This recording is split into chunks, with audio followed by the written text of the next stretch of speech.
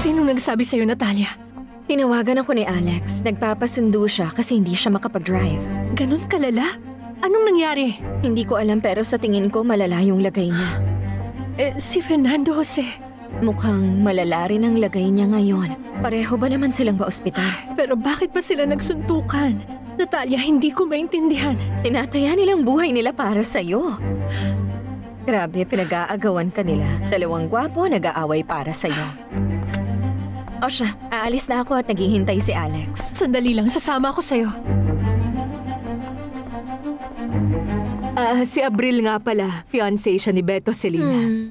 Ito pala yung girlfriend mo. Oo, nice to meet you. Lagi ka nga niyang kinikwento. Kapitbahay namin si Celina. Matagal na kaming magkakilala ni Beto. Kailan ang kasal niyo, ha? Malapit na, ilang araw na lang. Imbitahan niyo ako, ha? Siyempre naman, gusto ko makilala at makasama lahat ng kaibigan ni Beto sa araw ng kasal namin. Cute naman ang girlfriend mo, Beto. Para ka namang nanalo sa loto. Tama ka dyan, Celina. Para akong nanalo sa loto kahit walang ticket. Gusto mo bang sumabay ka na sa amin kumain, Celina? Oo nga, umupo ka rito. Ay naku, wag na po. Ayos lang, busog na ako. May aasikasuhin pa ako. Mauna na ako. Congrats pala.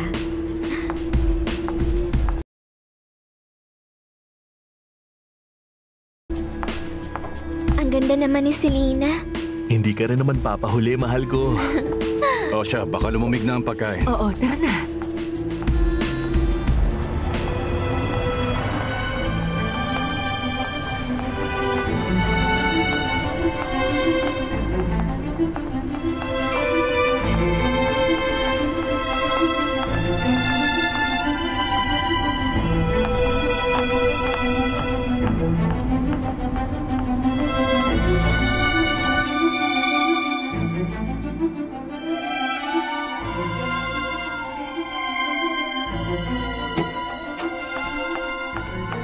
Ay, Fernando Jose.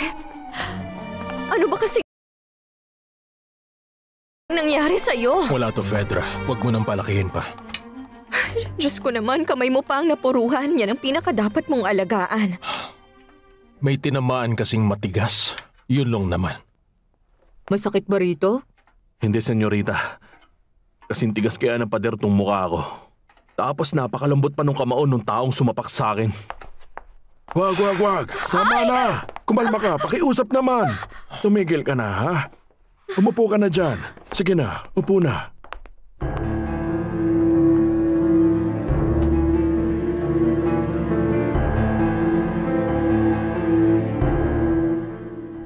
Nakita mo yung babae? Oo, ma. Alam mo, sobrang pangit. Sigurado kung nilait-lait mo yung siraulong si Beto. Mali ka riyan, ma. Ba't ganyan ka bang bata ka? Wala ka na ba sa katinoan, ha? Niloko ka na nga ng buwisit na yun, Hindi naman kasi ako yung niloloko niya. Hindi ako, kundi yung pangit na yon. At pakakasalan siya ni Beto para lang makapagnakaw ng malaking pera dun sa Valeria Altamirano, yung nanay ng bruha. Tapos hihiwalayan niya yon at pakakasalan ako. Salamat naman, Diyos ko! Ngayon, alam mo na kung anong nangyayari. Ipangako mo namang ititiko mo yung bibig mo, Mama. Ayoko masira ang plano natin dahil sa kakachismis mo.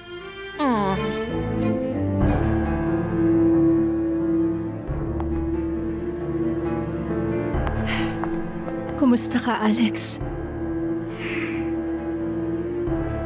Ayos lang. Huwag ka nang mag-alala. Wala naman to sa akin. Sinabi ko sa kanya kaya sumama siya. Di ka na sana pumunta, Paloma. Pero masaya ako. Masarap umuwi ng bahay na may kasama at aalalay sa'yo.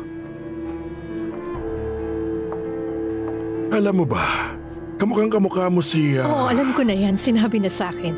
Asawa ni Fernando, si Altamirano. Oo, nakita nun sa TV. Nagulat ako kasi magkamukha kayong dalawa.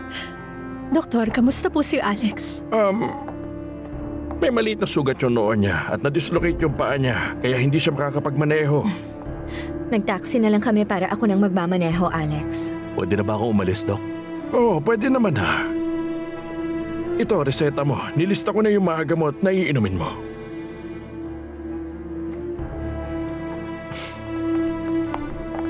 Magdahan-dahan ka lang. Masakit ba? Oo, sobra. Pero nawawala kapag nandyan ka. Ayos lang ba kung doon ka muna sa bahay para tulungan ako, Paloma? Sobrang sakit kasi.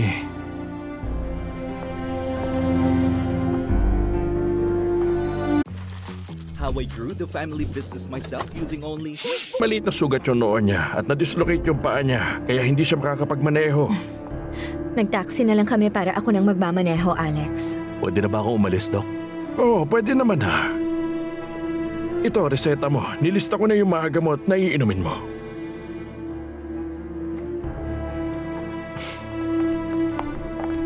Magdahan-dahan ka lang. Masakit pa? Oo, sobra. Pero nawawala kapag nandyan ka.